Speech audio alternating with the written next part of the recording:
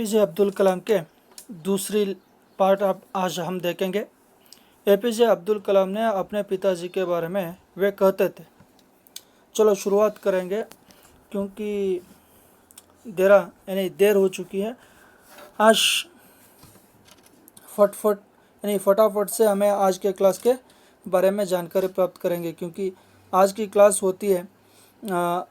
चलो वे एपीजे अब्दुल कलाम ने अपने पिताजी के बारे में वे कहती है, मुझे याद है पिताजी की दिनचर्या फ़ौ पटने से। जो पिताजी की दिनचर्या कहाँ शुरुआत होती है? फ़ौ पटने से। फ़ौ पटने का मतलब है हमें वे कहती है प्रभात होने से। नोट, फ़ौ पटने का अर्थ क्या है? फ़ौ पटना अंदर हम वे कहते हैं फ़ौ पटना के अर्थ में वे हम जानकारी प्राप्त करेंगे। फ़ौ पटना का अर्थ होती है प्रभात होना। क्या है? प्रभात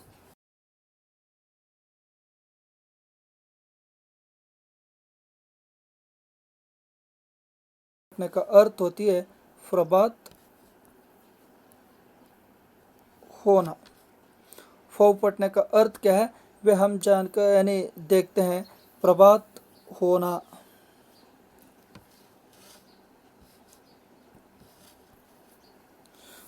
ಪ್ರಭಾತ್ ಹೋನ ನೋಡ್ರಿ, ಬೆಳಕಾಗೋದು ಅಂತೇಳಿ ನಾವೇನು ಮಾಡಿದೆವು ಗುರುತಿಸ್ತೀವಿ. ಅಂದರೆ ಬೆಳಗ್ಗೆ ಆಯಿತು, ಮುಂಜಾನೆ ಆಯಿತು. ಪೌ ಪಟ್ನೆಕ अर्थ होती है प्रभात होना. प्रभात आयतुप्ಪ, ಮುಂಜಾನೆ आयतु ಅನ್ನುವಂಥ एक अर्थ में हमें जानकारी प्राप्त करते देखते हैं। प्रभात होना कहते हैं। चलो आज सुबह 4 बजे, कितनी सुबह 4 बजे वे नमाज पढ़ने के लिए ಸುಬಹ ಮುಂಜಾನೆ ಎಷ್ಟಕ್ಕೆ ಹೋಗ್ತಿದ್ರಪ್ಪ ಅಂದ್ರೆ 6 ಗಂಟೆಗೆ ಹೋಗ್ತಾ ಇದ್ರು. 6 ಗಂಟೆಯಿಂದ इन्होंने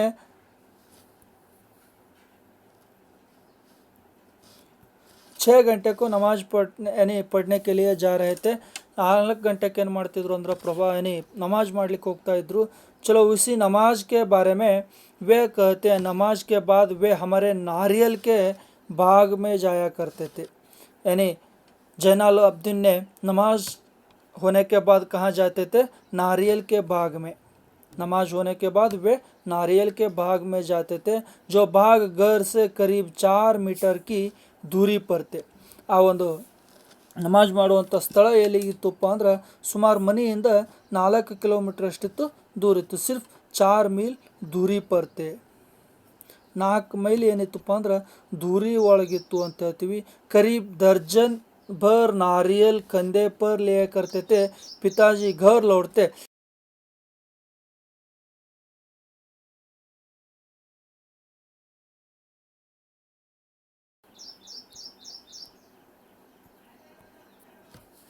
ಆ ತೆಂಗಿನಕಾಯಿ ತೊಗೊಂಡ ನಂತರನೇ ಏನು ಮಾಡ್ತಿದ್ದಪ್ಪ ಅಂದ್ರೆ आ तेंगिनकाई तंद नंतरने जो इन्होंने नाश्ता करने की संभावना होती थी वे नाश्ता करते थे. ನಾಷ್ಟವನ್ನು ಏನು ಮಾಡ್ತಿದ್ರು? ಅವರು ಮಾಡ್ತಾ ಇದ್ರು ಅಂತೇಳಿ ನಾವು ಗುರುತಿಸ್ತೀವಿ. 1 मिनट रुको, कुछ टेक्निकल प्रॉब्लम हो रहे हैं. ओके, वे नाश्ता करते थे. नाश्ता करने के बाद चलो इसके बाद क्या देखते हैं हम? वे नाश्ता करने के बाद नाश्ता करते थे. सुबह उसकी के बाद भी आकर वे नाश्ता करते थे. आज फिर से हम वे कहते हैं, मैं अपने विज्ञान एवं प्रौद्योगिकी क्षेत्रों में. कौन से विज्ञान और प्रौद्योगिकी क्षेत्रों में? विज्ञान ಮತ್ತು प्रौद्योगिकी क्षेत्रದೊಳಗೆ ನೋಡ್ತಿದ್ವಿಯಪ್ಪ ಅಂದ್ರೆ चलो वे विज्ञान के बारे में कहती है और औद्योगिक क्षेत्रों में बारे में भी वे विचार करते हैं. सारी जिंदगी पिताजी की बातों के अनुसरण करते ही कोशिश की है. चलो वे सारी एपीजे अब्दुल कलाम ने अपने सारी ज़िंदगी ने अनुसरण करने की कोशिश करती है. और ये ಹೇಳ್ತಿದ್ರು जैनुल अब्दीन क्या कहते थे उसके बारे में वे सोचने लगते थे और उसी के अनुसरण करने के लिए, अनुसरण का मतलब है उनकी अनुकरण करने के लिए,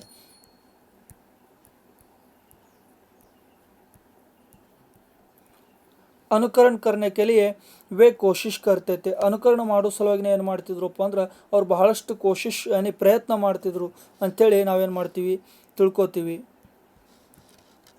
और उन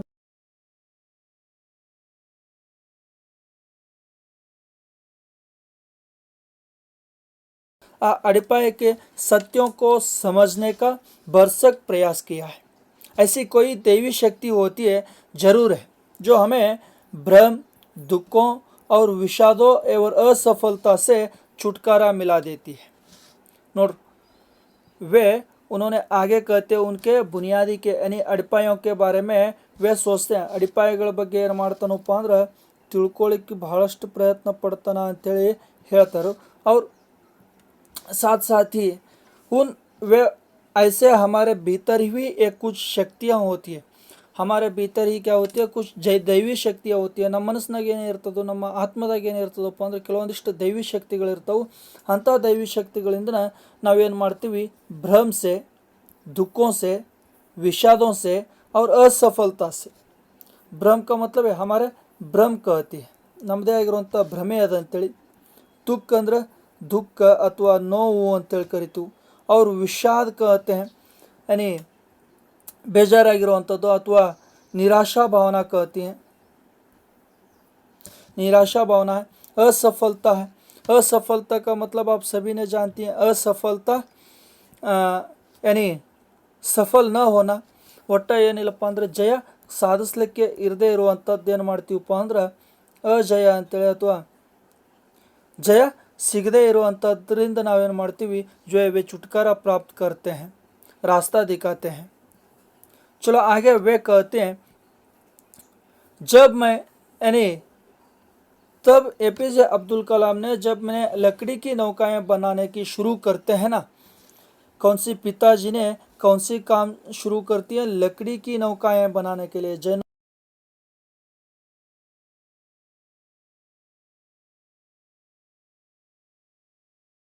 की नौकाएं बनाना, नौका शब्द के वे ಬಹುವಚನ ರೂಪ है। ನೋಡ್ರಿ, ನೌಕಾ ಶಬ್ದದ ಬಹುವಚನ ರೂಪ ಯಾವುದಪ್ಪ ಅಂದ್ರೆ ಇಲ್ಲಿ ನೌಕಾಯೆ। ಆ ನೌಕಾಯನ್ನು ಏನು ಮಾಡ್ತಾನಪ್ಪ ಅಂದ್ರೆ ಹಡಗುಗಳನ್ನು ನಿರ್ಮಾಣ ಮಾಡಲಿಕ್ಕೆ वे इन्होंने सरती है। उस समय 6 साल का था जब पिताजी ने नौकाएं बनाने की काम शुरू करते ना, तब एपीजे अब्दुल कलाम कितने साल के थे, 6 साल का। 6 का मतलब है यानी 6 इयर्स का था। ಎಷ್ಟು ವರ್ಷದವ್ರು ಇದ್ದರು, 6 ವರ್ಷದವ್ರು ಇದ್ದರು ಅಂತೇಳಿ ಏನು ಮಾಡ್ತೀವಿ, वे हम गुरुतिस्कोतीवी। नौकाएं तीर्थ स्थल को रामेश्वरम से धनुषकोटी तक। चलो, नौकाएं कहाँ कहाँ से जाती थी, यानी तीर्थों को रामेश्वरम से धनुषकोटी तक। बच्चों यहाँ आप गौर से सुनना चाहे, गौर से सुनो, क्योंकि बहुविकल्पी का अंक है। ನಾವು ಈ ಸರಿ SSLC ಪರೀಕ್ಷೆಗಳನ್ನು ಹೆಂಗೆ ಮಾಡ್ತಾ ಇದ್ದಾರಪ್ಪ ಅಂದ್ರೆ ಬಹುವಿಕಲ್ಪಿ ಅಂಕಗಳದಾವು। ಬಹುವಿಕಲ್ಪಿ ಅಂಕಗಳದಾವಪ್ಪ ಅಂದಮೇಲೆ ಪ್ರತಿಯೊಂದು ವಿಷಯವನ್ನು ನಾವೇನು ಮಾಡಬೇಕು, ಗಮನದಾಗ ಇಟ್ಕೋಬೇಕು, ಹೌದಾ। जो इसलिए वे हम कहते हैं नौकाएं तीर्थयात्री को कहाँ से कहाँ तक, रामेश्वरम से धनुषकोडी तक। ಈ ರಾಮೇಶ್ವರಂದಿಂದ ಧನುಷ್ಕೋಡಿ तक। ಈ ಧನುಷ್ಕೋಡಿಗೆ ಇನ್ನೂ ಒಂದೇನು ಹೆಸರು ಕರೀತಾರೋ ಅಂದ್ರೆ सेतुकराई भी कहते हैं। ये धनुषकोडी को वे दूसरे नाम से जाना चाहते हैं कि वे सेतुकराई है। सभी पाठ में आने वाले कुछ इम्पोर्टेंट शब्दों का हमें याद रखना है। शब्दों को क्या करना है, याद रखना है। उन यादों को ही आप बहुविकल्पी अंकों में देखने की संभावना होती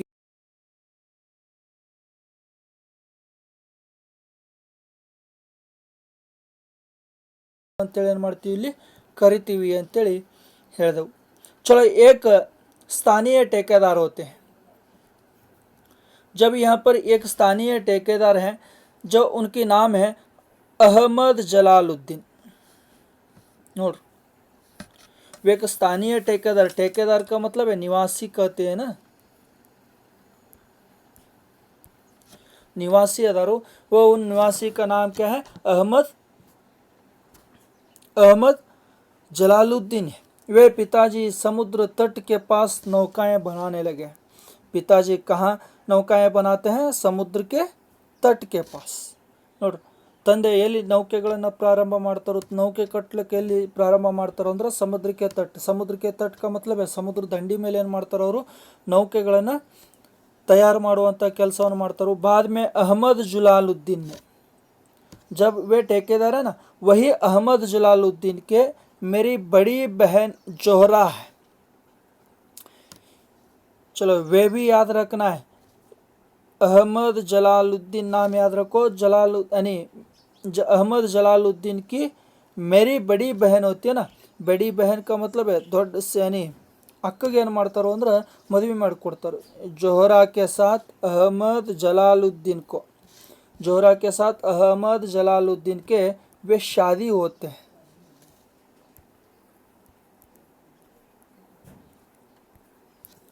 शादी होते मದುವೆ ಆಗ್ತದೋ ಅಂತೇಳಿ ಹೌದಾ. यदि प्रश्न ऐसा भी पूछने की संभावना होती है, एपीजे अब्दुल कलाम के बहन का नाम क्या है? हाँ, एपीजे अब्दुल कलाम के बहन का नाम क्या है? जोहरा है.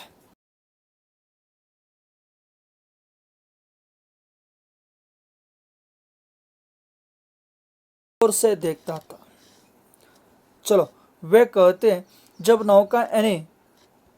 नौकाएं तಗೊಳ್ಳಿಕ್ಕೆ ಏನು ಹೋದರು, ಹಡಗುಗಳು ನೋಡ್ಲಿಕ್ಕೆ ಹತ್ರ ಅಂದ್ರೆ एपीजे अब्दुल कलाम ने उसे आकार लेते का मतलब है जो उन्हें निर्माण होने यानी लेते हुए वे गौर से देखते थे.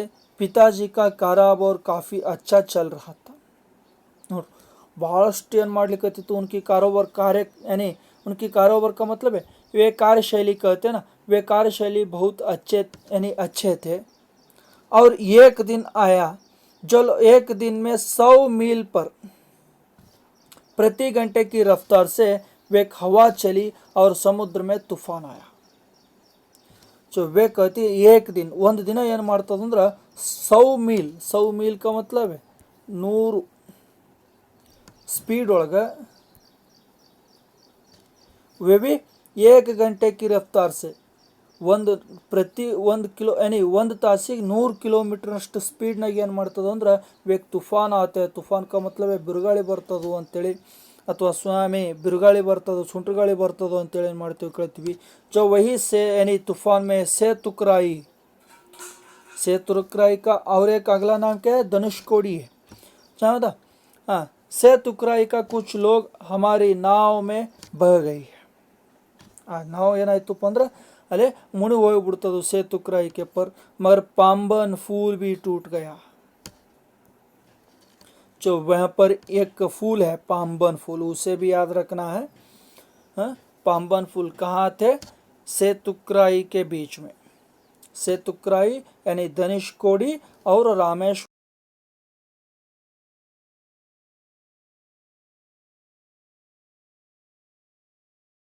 बीच में वे एक फूल है, जो उस फूल का नाम है पाम्बन बीच यानी पाम्बन फूल है. ಅದರ ನಡವರ್ಕೆ ಏನದಪ್ಪ ಅಂದ್ರೆ ಒಂದು पाम्बन फूल अದ ಅಂತೇಳಿ ಕರಿತೀವಿ. पाम्बन ಅನ್ನುವಂಥ ಒಂದು फूल अದ. जो यात्रियों से भरी ट्रेन दुर्घटना से ग्रस्त हो गई. ಅಲ್ಲಿರುವಂಥ पाम्बन फूलिಂದ ಏನಾಗ್ಲಿಕ್ಕತ್ತದ ಅಂದ್ರೆ यात्रार्थिಗಳು वे सभी जो उस दुर्घटना में बस जाते हैं यानी अपने प्राण को गंवा देते हैं. ತಮ್ಮ ಪ್ರಾಣವನ್ನು ಏನು ಮಾಡ್ತಾರಪ್ಪ ಅಂದ್ರೆ ಕಳ್ಕೋತಾರ ಅಂಥೇಳಿ.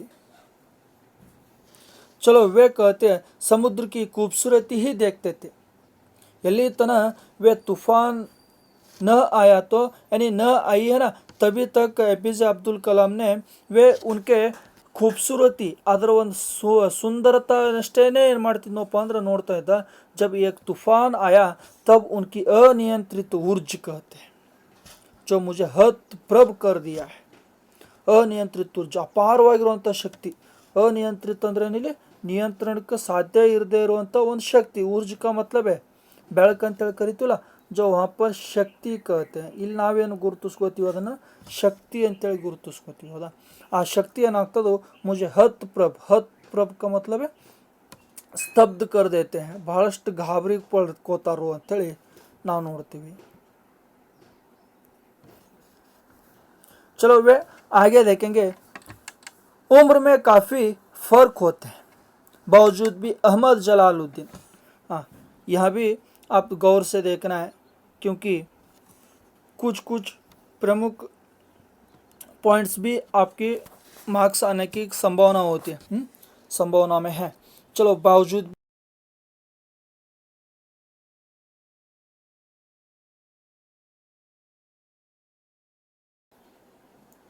गौर से सुनो, क्योंकि अहमद जलालुद्दीन कौन है? जोहरा का पति है, ಹೌದಾ? APJ ಅಬ್ದುಲ್ ಕಲಾಂ ಅವರ ಸಹೋದರಿಯ ಗಂಡ ಅದನ. ಅದ್ರ ಜೊತೆಗೇನೆ ಏನದನಪ್ಪ ಅಂದ್ರೆ ವಯಸ್ಸನಾಗಿ ಹೆಚ್ಚಿಗಿದ್ರು ಅಬ್ದುಲ್ ಕಲಾಂ ಅವರ ಅಂತರಂಗ ಮಿತ್ರ ಯಾರಪ್ಪ ಅಂದ್ರೆ, ಆತ್ಮೀಯ ಮಿತ್ರ, ಮನಸ್ಸಿನ ಮಿತ್ರ ಯಾರದರಪ್ಪ ಅಂದ್ರೆ ಅಹಮದ್ ಜಲಾಲುದ್ದೀನ್ ಅದನ ಅಂತೇಳಿ ನಾವು ಗುರುತಿಸ್ಕೊಂಡ್ವಿ. जो मुझसे करीबन 15 साल बड़े हैं. अहमद जलालुद्दीन ಮತ್ತು APJ अब्दुल कलाम के बीच अंतर क्या है? 15 साल. 15 साल का मतलब 15 ईयर्स.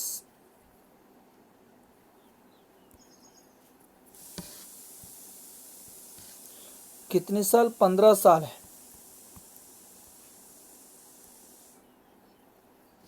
15 ಇಯರ್ಸ್ ಬಡೆ. ಎಷ್ಟು? ಸುಮಾರು ಒಂದು 15 ವರ್ಷ ಏನದನಪ್ಪ ಅಂದ್ರೆ ಆತ ದೊಡ್ಡವ ಅದಾನ ಅಂತೇಳಿ ನಾವು ಇಲ್ಲಿ ಗುರುತಿಸ್ಕೋತೀವಿ. चलो, वे अहमद जलालुद्दीन ने, नोट यहाँ पर भी सुना है, अहमद जलालुद्दीन ने कलाम को, APJ अब्दुल कलाम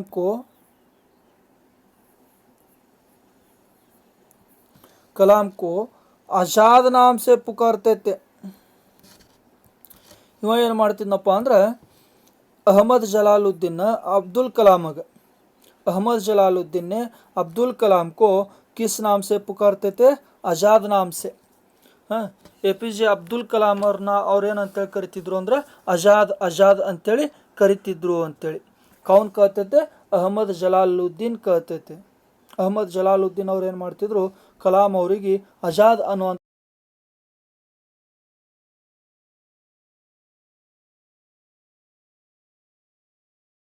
ನಾವೆಂತ ಕರಿತೀವಿ? ಸ್ವಾತಂತ್ರ್ಯ ಅಂತೇಳಿ ಕರೆಯುವಂಥದ್ದು ಐತಿ, ಹೌದಾ? जो हम दोनों रोज़ाना शाम को दूर तक वे घूमने जाते थे, सैनी मस्जिद वाली गली से निकलकर और समुद्र के रतली तट पर वे चलते थे. मैं और जलालुद्दीन प्राय आध्यात्मिक विषयों पर बातें करते हैं. ये चलो, यहाँ पर भी ध्यान देना चाहिए. APJ अब्दुल कलाम और जलालुद्दीन किस विषय पर बातें करते थे? ಆಧ್ಯಾತ್ಮಿಕ ವಿಷಯ पर. ಆಧ್ಯಾತ್ಮಿಕವಾಗಿರುವಂಥ ವಿಷಯಗಳ ಬಗ್ಗೆ ಏನು ಮಾಡ್ತಿದ್ರು ಅಂದ್ರೆ ಅವರು ಬಹಳಷ್ಟು ಜ್ಞಾಪಕವನ್ನು ಇಟ್ಕೋತಾ ಇದ್ರು ಅಂಥೇಳಿ ನಾವಿಲ್ಲಿ ಗುರುತಿಸ್ಕೋತೀವಿ. और साथ ही वे हम आगे देखते हैं. ಇಲ್ಲಿ ಮುಂದೆ ನಾವೇನು ಮಾಡ್ತಾ ಇದೀವಪ್ಪ ಅಂದ್ರೆ, प्रसंगवंश मुझे यहाँ भी उल्लेख करना देना चाहिए कि पूरे इलाकों में भी, ನೋಡ್ರಿ, ಇಡೀ पूरे इलाके ಒಳಗೆ सिर्फ ಜಲಾಲುದ್ದೀನ್ ही अंग्रेजी पढ़ते थे. ಇಡೀ ಒಂದು ಪೂರ್ತಿ ರಾಮೇಶ್ವರಂ ಇಲಾಖೆ ಒಳಗೇನೆ ಯಾರು ಇಂಗ್ಲೀಷನ್ನು ಓದ್ತಾ ಇದ್ರಪ್ಪ ಅಂದ್ರೆ वे सिर्फ जलालुद्दीन है. अहमद जलालुद्दीन कहते थे. मेरे परिचितों में जलालुद्दीन के बारे में वे कहते हैं, मेरे परिचितों में ನನ್ನ ತಿಳುವಳಿಕೆ ಪಟ್ಟಂಗೆ ಏನಿದಿಲ್ಲಪ್ಪ ಅಂದ್ರೆ उनकी बराबर शिक्षा का स्तर किसी का भी न थी. और चलो, वे कहते हैं किसी को उनके बराबर बाहरी दुनिया के बारे में परिचय ही नहीं है. और जो हमेशा जलालुद्दीन और मुझे, यानी जलालुद्दीन मुझे हमेशा शिक्षित व्यक्तियों के बारे में, जो अहमद जलालुद्दीन ने उन्हें शिक्षित व्यक्तियों के बारे में, वैज्ञानिक खोजों के बारे में, आमेಲೆ समकालीन साहित्य और चिकित्सा का विज्ञान के उपलब्ध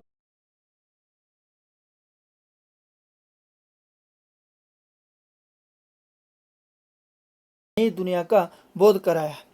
यहाँ पर कोई इम्पोर्टेंट नहीं है, क्योंकि हम वे देखने जा रहे हैं सिर्फ इम्पोर्टेंट शब्दों के बारे में. ಬಹಳಷ್ಟು ಇಂಪಾರ್ಟೆಂಟ್ ಆಗಿರುವಂಥ ಶಬ್ದಗಳ ಬಗ್ಗೆನೇ ನಾವೇನು ಮಾಡ್ತಾ ಇದೀವಿ ಅಂದ್ರೆ ಇಲ್ಲಿ ಗುರುತಿಸ್ಕೊಳ್ಳಕತ್ತೀವಿ, ಹೌದಾ? कौन थे? यानी इसी पार्ट में आज से, यानी सभी पार्टों में आज से हम वे देखते हैं कि सिर्फ इम्पोर्टेंट शब्दों के बारे में वे देखेंगे. चलो, वे मेरे बाल्यकाल में, यानी उनकी बचपन में पुस्तकें क्या है? एक दुर्लभ वस्तु है. यही आप याद रखना है. चलो, यानी उसके काल में क्या है?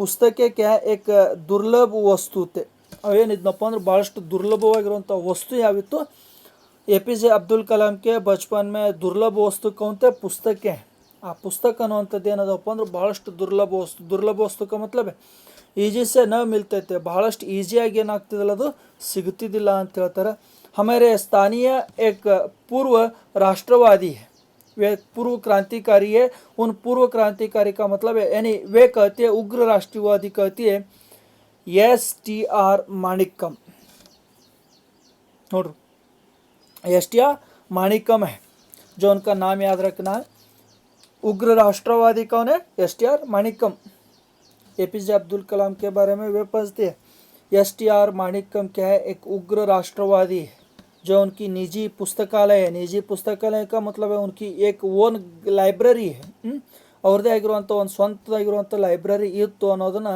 ನೋಡ್ತೀವಿ मैं अक्सर उनके घर से पढ़ने के लिए किताबें ले जाया करते थे जो वे कहती हैं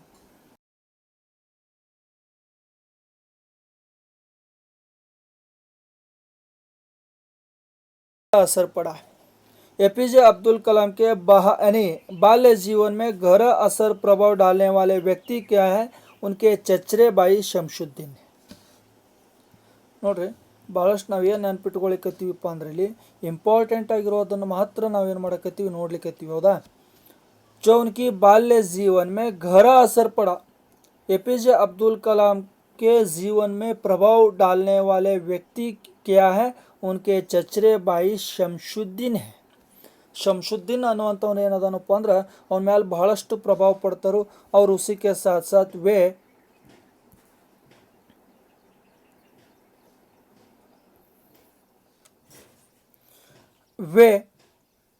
रामेश्वरम में अखबारों की वे कहती है रामेश्वरम में अखबारों की एकमात्र वितरक है इडी रामेश्वरम ಒಳಗೆ वे अखबारों पत्रिके दिन पत्रिकाओं के वितरक कौन है शमशुद्दीन है ನೋಡ್ರೆ अखबारों के वितरक कौन है ಶಂಶುದ್ದೀನ್ ಶಂಶುದ್ದೀನ್ ಅನ್ನೋಂಥವ್ರು ಏನದನಪ್ಪ ಅಂದ್ರೆ ದಿನಪತ್ರಿಕೆಗಳ ವಿತರಣೆ ಮಾಡುವಂಥವ್ರು ಅದಾರ ಅನ್ನೋದನ್ನು ನಾವು ನೋಡ್ತಾ ಹೋದ್ವಿ ಹೌದಾ चलो अकबरम रामेश्वरम ट्रेन से सुबह ट्रेन की पहुंचते थे और पाम्बन की से आती है नोड वे रामेश्वरम स्टेशन पर पहुंचती है रामेश्वरम स्टेशन ಬರ್ತಿತ್ತು मगर कहाँ से आती थी पाम्बन से ಪಾಂಬನ್ಲಿಂದ ಏನು ಮಾಡ್ತಿತ್ತು ಅಂದ್ರೆ ಅದು ರಾಮೇಶ್ವರಂ ಟ್ರೈನಿಗೆ ಬರ್ತಿತ್ತು ಅನ್ನುವಂಥದ್ದನ್ನು ನಾವಿಲ್ಲಿ ನೋಡ್ತೀವಿ चलो अकबर एजेंसी को अकेले ही शमशुद्दीन ही चलते थे हाँ इसी को भी ध्यान रखो अकबरों की एजेंसी का कौन चलाते थे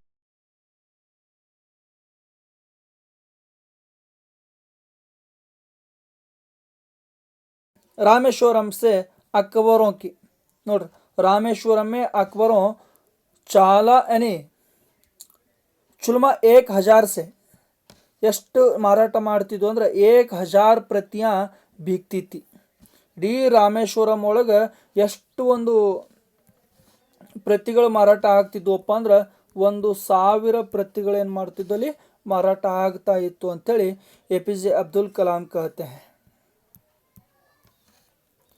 चलो आगे वे देखेंगे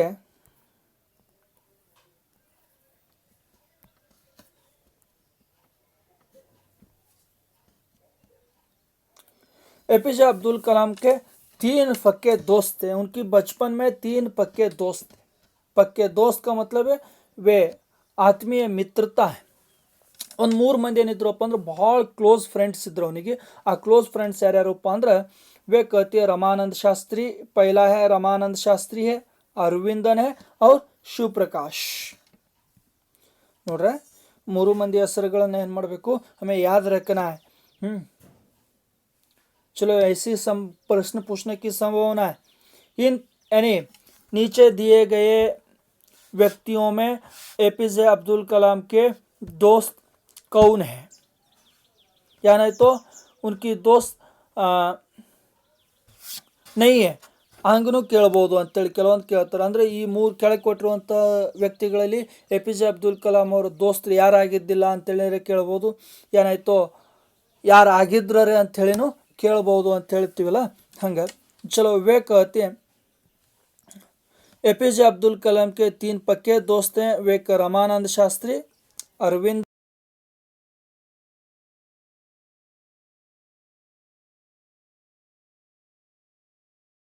रामानंद शास्त्री, अरविंदन और शिव प्रकाश कौन सी परिवार के हैं. ಈ ಪರಿವಾರದವ್ರು ಯಾರು ಅದಾರಪ್ಪ ಅಂತೇಳಿ ಕೇಳಿದ್ರೆ वे तीनों परिवार यानी ब्राह्मण की परिवार हैं, यानी ब्राह्मणों के परिवार में हैं. और रामानंद शास्त्री तो रामेश्वरम के सबसे बड़े पक्षी लक्ष्मण शास्त्री की बेटा है. ಈ ರಾಮಾನಂದ ಶಾಸ್ತ್ರಿ ಯಾರದಾರಪ್ಪ ಅಂದ್ರೆ जो वे कहती है वे रामानंद शास्त्री कौन है, रामेश्वरम के मंदिर के सबसे बड़े पुजारी पक्षी लक्ष्मण शास्त्री का बेटा है. और वे कहते अलग अलग धर्म है, पालन पोषण है, पढ़ाई लिखाई है और सभी बच्चों कभी आपस में कोई भेदभाव महसूस नहीं किया है. आ मूरू मंदी ब्राह्मणरवरिद्रू सदकू वे मुस्लिम रहते ही अपने आपस में कोई भेदभाव नहीं किया है. चाहिए इस पार्ट में कोई इम्पोर्टेंट शब्द है ना, शमशुद्दीन है, अहमद जलालुद्दीन है, पत्रिकाओं के संख्या है और उनकी 3 दोस्तों हैं और रामानंद शास्त्री किसके पुत्र हैं, वे सभी आपने याद रखना है. उनकी एपीजे अब्दुल कलाम के बहन का नाम वे सभी याद रखना है, क्योंकि वे प्रश्न में आने के लिए संभावना होती है. क्योंकि आज के एसएसएलसी एग्ज़ाम कैसी है, वे बहुविकल्पी प्रश्न पूछने वाले हैं. ಎಷ್ಟು ಬಹುವಿಕಲ್ಪಿ ಪ್ರಶ್ನೆಗಳು ಬರ್ತಾವಪ್ಪ ಅಂದ್ರೆ 40 ಬಹುವಿಕಲ್ಪಿ ಪ್ರಶ್ನೆಗಳು ಬರ್ತಾವೆ, 40 ಕ್ವಶನ್ಸ್ ಬರ್ತಾವೆ. ಈ 40 ಕ್ವಶನ್ಸ್ಗಳು ಹೆಂಗೆ ಬರ್ತಾವಪ್ಪ ಅಂದ್ರೆ ಸರ್ ಅಷ್ಟು ಹಿಂದಿ ಒಳಗಿನವೇ 40 ಕ್ವಶನ್ಸ್ಗಳು ಬರ್ತಾವೆ. ಆದರೆ ಇಲ್ಲಿ ಒಂದು ಸ್ವಲ್ಪ ಏನು ಮಾಡ್ಯಾರಪ್ಪ ಅಂದ್ರೆ ಸ್ವಲ್ಪ ಬದಲಾವಣೆ ಮಾಡ್ಯಾರ. ಯಾ ಪರ್ ಕನ್ನಡ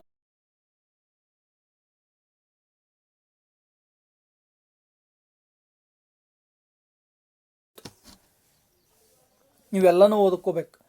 ಎಲ್ಲನೂ ಓದ್ಕೋಬೇಕಪ್ಪ ಅಂದ್ರೆ ಪೂರ್ತಿಯಾಗಿರುವಂಥ ಇಂಪಾರ್ಟೆಂಟ್ ಆಗಿರುವಂಥ ಹೆಸರುಗಳನ್ನು, ಇಂಪಾರ್ಟೆಂಟ್ ಆಗಿರುವಂತಹ ಒಂದಿಷ್ಟು ಶಬ್ದಗಳನ್ನು ನೋಡ್ಕೋಬೇಕಾಗ್ತದೆ. ಇಲ್ಲಿ ಹಿಂದಿ ಏನಾಗ್ತದೆ ಅಂದ್ರೆ 40 ಅಂಕಗಳಿಗೆ ಕೇಳ್ತಾರೆ. ಅವೆಲ್ಲವೂ ಹೆಂಗದಾವ ಅಂದ್ರೆ MCQ ಕ್ವಶನ್ಸ್ ಇರ್ತಾವೆ.